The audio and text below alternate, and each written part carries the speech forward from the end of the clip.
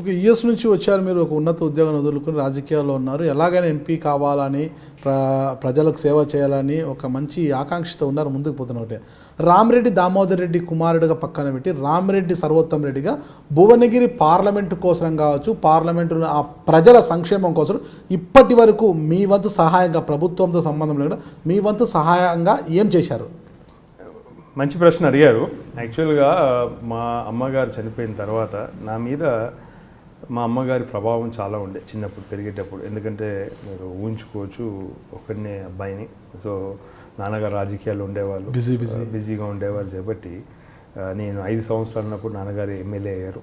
So దాని తర్వాత అప్పుడు ఆ రోజుల్లో ఫోన్ కమ్యూనికేషన్ కూడా చాలా తక్కువ ఉండే, సెల్ ఫోన్స్ కూడా లేవు. సో ఊరికి ఎప్పుడు వెళ్తారో ఎప్పుడు వస్తారో తెలియని పరిస్థితి. సో అమ్మగారి ఇన్ఫ్లుయెన్స్ నా మీద చాలా ఉండే. సో అమ్మగారు చనిపోయిన తర్వాత 2 సెగ్మెంట్స్లో మేము సేవ చేయాలనే ఆలోచన నాకు బలంగా ఏర్పడ్డది అనమాట. అంటే సంపాదనతో కంటే కూడా మోర్ ఇంపార్టెంట్ సేవ చేయాలని. సో 2 విషయాలు ఏదంటే ఎడ్యుకేషన్, హెల్త్.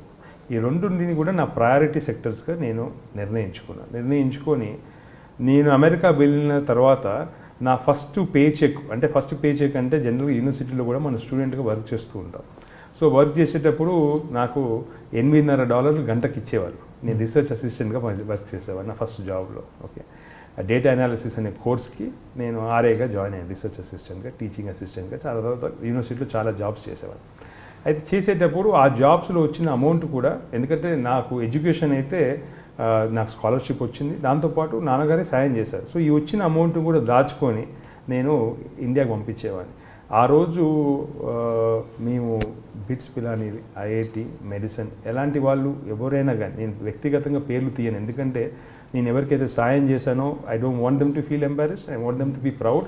అండ్ వాళ్ళు కూడా ఇంకో మందికి సేవ చేయమని చెప్పి నేను చేస్తూ ఉంటాను. సో నాకు చేతనంత సాయం ఆ రోజు నుంచి కూడా చేస్తూ వచ్చాను.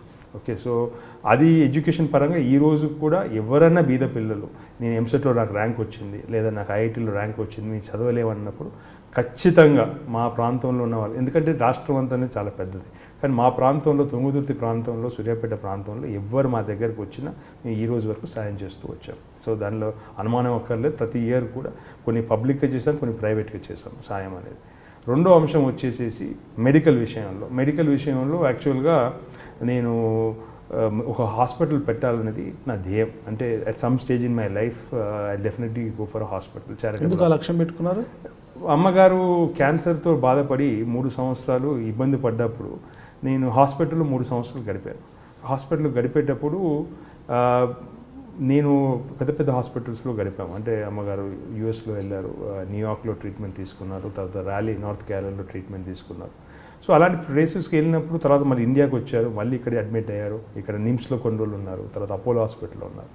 So it is అన్అఫోర్డబుల్ for lot of people. అంటే మాకే ఆర్థిక భారం అనేది చాలా ఇబ్బందికరమైన పరిస్థితి ఏర్పడ్డది. అంటే కొన్ని కోట్ల రూపాయలు ఖర్చు అయ్యింది ఇది క్యాన్సర్ ట్రీట్మెంట్కి ఆ రోజులు. సో నాకు అనిపించింది, మామూలు వ్యక్తులు, ఒక మిడిల్ క్లాస్ వ్యక్తి కూడా ఈ మన దేశంలో హాస్పిటలైజేషన్ అయితే అతని బతుకు చిందావందం కావాల్సిందే, కుటుంబంలో ఒక్కళ్ళు ఇబ్బంది పడ్డా కానీ. అందుకోసం రాజశేఖర్ గారు ఆరోగ్యశ్రీ పెట్టినప్పుడు నేను చాలా హర్షించాను. ఓకే, సో అది ఒకటి బాగా మందిలో పడిపోయింది. అయితే ఇప్పుడు నాకున్న ఆర్థిక పరిస్థితితో నేను హాస్పిటల్ అయితే పెట్టలేకపోయాను, కానీ నేను ఐ క్యాంప్స్ పెడుతూ విఆర్డిఆర్ ట్రస్ట్ ఉన్నప్పుడు మేము పెట్టామన్నమాట. అంటే విఆర్డిఆర్ అంటే V stands for Varudini, R Damodar Reddy. So VRDR trust అని చెప్పి అది స్థాపించేసేసి దాని ద్వారా మేము blood donation camps plus eye camps పెట్టాను. లాస్ట్ 1 year నుంచి కూడా ఐ క్యాంప్స్ మీద బాగా దృష్టి పెట్టాను. ఎందుకంటే నేను ఇంకోటి అబ్జర్వ్ చేసింది ఏంటంటే, ఆల్మోస్ట్ 50 years దాటిన ప్రతి ఒక్కరికి కూడా ఏదో ఒకమైన కంటి ఇబ్బందులు ఏర్పడుతున్నాయి. అయితే ఈ కంటి ఇబ్బందులు వచ్చేసరికి ముఖ్యంగా మహిళలు, వాళ్ళు ఆర్థిక భారం మోపదలుచుకోలేదు కుటుంబం మీద. అందుకోసం అని చెప్పి వాళ్ళు సూదిలో దారం ఎక్కించే ప్రయత్నంలో ఎన్నోసార్లు తప్పుతూ ఉంటాయి, కానీ వాళ్ళు వెళ్ళి వాళ్ళ భర్తలకు కానీ పిల్లలకు కానీ చెప్పరు. అంటే చిన్న విషయాలు చెప్తున్నాను, కానీ వాళ్ళు చెప్పరు. ఎందుకంటే ఎక్కడ హాస్పిటల్ తీసుకెళ్తే ఖర్చు అవుతుందో, వాళ్ళ మీద భారం మోపుతుంది అని చెప్పి వాళ్ళు చేయరు అనమాట. సో అందుకోసం అని చెప్పి నేను ఈ సూర్యాపేట నియోజకవర్గాలు టార్గెట్గా చేసుకొని అన్ని కాలనీస్లో, అన్ని గ్రామాల్లో కూడా వీఆర్ అరేంజింగ్ ఐ క్యాంప్స్. దాదాపు ఈ రోజు వరకు 15,000 మంది పేషెంట్స్ మేము టచ్ చేసాం. 15,000 మంది పేషెంట్స్ టచ్ చేయటం అంటే వాళ్ళకు క్యాంపు తీసుకురావడము, వాళ్ళకు కంటి పరీక్షలు చేయడము. అది అయిన తర్వాత మేమేం చేస్తున్నామంటే, ఎవరికైతే క్యాటరాక్ట్ ఆపరేషన్ అవసరం ఉంటుందో అక్కడికక్కడ మేము క్యాటరాక్ట్ ఆపరేషన్స్ కూడా చేసాం.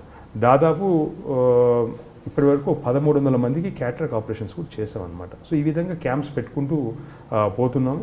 అండ్ చాలామంది, అంటే నా ఆలోచన ఏంటంటే 2019 లోపు అయితే 30,000 మందిని అయితే నేను టచ్ చేస్తాను, కానీ దాని తర్వాత కూడా ఈ విషయం ఆపను అనమాట. I want this to be నిరంతర ప్రక్రియ, because I found that I is touching everybody. But sometimes వ్యక్తిగతంగా I will definitely go for a hospital, that will be a charitable hospital, but it will not be completely free, not for profit అనే nominal fee. ఎందుకంటే దాన్ని user charges పెట్టేసి continuous కూడా తీసుకుపోవాలి కాబట్టి, insurance కావచ్చు, ఆ రోజు ఏదైనా ప్రభుత్వం సానుకూలంగా ఉంటే ఏదైనా ప్రభుత్వ పథకానికి అనుకూలం చేసేసి గవర్నమెంట్ డొనేట్ చేయమని చేస్తాం, హాస్పిటల్ కట్టించేసి. అంటే ఆ రకమైన ఆలోచన అయితే నాకు ఉంది.